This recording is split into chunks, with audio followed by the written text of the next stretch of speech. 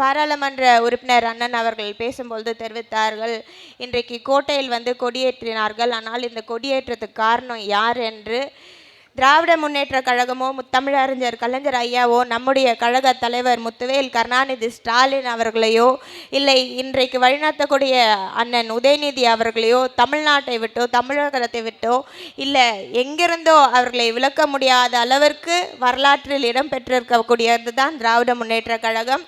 அந்த வகையில் இன்றைக்கு பார்த்தால் மிக மிக முக்கியமான நாள். ஆனால் அவர்கள் பேசும்பொழுது அண்ணன் தெரிவித்தது போல ஓரிரு வார்த்தையாவது வரலாறை குறித்து பேசியிருக்கலாம். ஆனால் அவர்களுக்கு வரலாறு தெரியாது என்றது தான் நிதர்சனமான உண்மை. இன்றைக்கு சென்னை மாநகராட்சியில் மிக மிக பழமையான மாநகராட்சி, 337 ஆண்டுகள் கடந்த ஒரு மாநகராட்சி. அதில் ஒரு பெண்ணாக இன்றைக்கு நான் கொடியேற்றுதல் மிக மிக பெருமை அடைகிறேன். ஆனால் அதைவிட மிக மிக மிக பெருமையான விஷயம், கடந்த ஆண்டு நம்முடைய கழக தலைவர் அவர்கள் மாற்றுத்திறனாளிகளுக்கு என்று உள்ளாட்சி அமைப்பில் இடஒதுக்கீடு செய்ய வேண்டும் என்ற வகையில் ஒவ்வொரு மாநகராட்சியிலும் மாற்றுத்திறனாளிகள் இருக்க வேண்டும் என்று தெரிவித்திருந்தார்கள். அந்த வகையில் சென்னை மாநகராட்சியில் 2 நியமன உறுப்பினர்கள் வந்து நியமிக்கப்பட்டிருந்தனர். இன்றைக்கு 337 ஆண்டுகள் பழமை வாய்ந்த மாநகராட்சியில் முதல் முறையாக மாற்றுத்திறனாளிகள் இன்றைக்கு இந்த நிகழ்ச்சியில் பங்கேற்று நடனமாடி சிறப்பித்தார்கள். ஆனால் இதுதான் நம்முடைய கழக தலைவர் நம்மளை வழிவகை செய்திருக்கிறது. ஆனால் இன்றைக்கு கோட்டையில் கொடியேற்றும் பொழுது கருப்பு உடை அணிந்தவர்கள் யாருமே வந்து உள்ளே வரக்கூடாது என்று சொல்லி அனைவருமே வந்து வெளியில் நிற்க வச்சு எத்தனையோ பேர் வந்து குழந்தைங்களை உள்ளே அனுப்பிட்டு வெளியில் நின்னக்கூடிய சூழல் வந்து இருந்திருக்கு.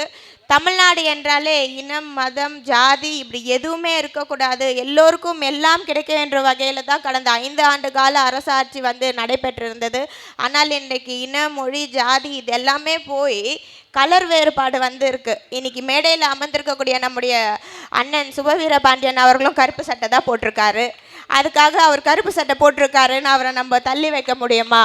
இது என்ன புது சட்டம்? ஏதாவது ஒரு சட்டத்தில் இருக்கா கருப்பு சட்டை போட்டவங்க கொடியேற்றுறதை பார்க்கக்கூடாது அப்படின்னு சொல்லிட்டு அவங்க வந்து கருப்பு சட்டை போட்டு அவங்க எதிர்ப்பு தெரிவிக்கலையே. ஒரு பொதுமக்கள் ஒரு நல்ல நிகழ்ச்சி, இன்றைக்கு ஒரு நல்ல நாள், குழந்தைகளோடு குடும்பத்தோடு வந்து பார்க்கணுன்னு ஒரு ஆர்வத்தோடு வரும் பொழுது அவர்கள் வந்து போலீஸாரை வைத்து உள்ளே அனுப்பாமல் இருக்கிறது இது எந்த வகையிலையும் சரியில்லை. இதில் இன்னும் என்ன முக்கியமானதுன்னா, கொடி ஏற்றின முதலமைச்சர் அவர்கள் என்ன கலர் உடை போட்டிருந்தார்கள்?